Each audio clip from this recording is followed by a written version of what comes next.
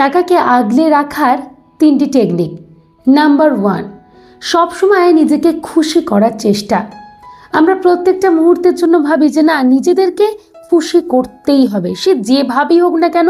এর জন্য আমরা অনেক টাকা অপচয় করার চেষ্টা করি, কিন্তু এইটা নিজেদের মনকে কোনোদিনও বোঝাই না যে জীবনের সবার সব কিছু থাকতে হবে, সব কিছু দিয়ে খুশি হতেই হবে, এমনটা নয়।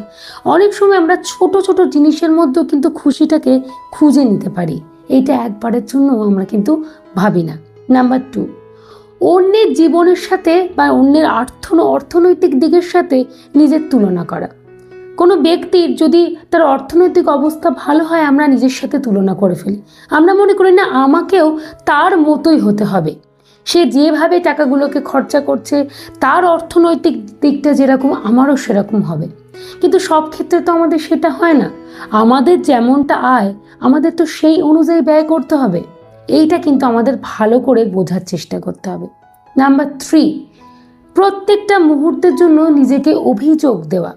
আমরা সবসময় কোনো কিছুকে অ্যাচিভ করতে না পারলে আমরা নিজেদেরকে অভিযোগ দিই যে এটা আমি কেন পাচ্ছি না, বা এই জিনিসটা আমি চাইছি এতটা প্রাণপণে, আমি সেটাকে কেন অ্যাচিভ করতে পারছি না।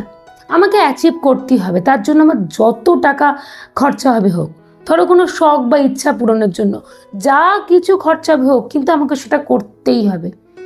এইটা মেনে নিতে হবে যে সব কিছু কিন্তু পসিবল নয়। অনেক কিছু জিনিস আমাদের জীবনে অধরাই থাকে, সেটাকে মেনে নিতে হবে। যা পেয়েছি এতেই সন্তুষ্ট। এইগুলো যদি একটু মানতে পারো, দেখবে টাকাকে তুমি আগলে ঠিক রাখতে পারছো।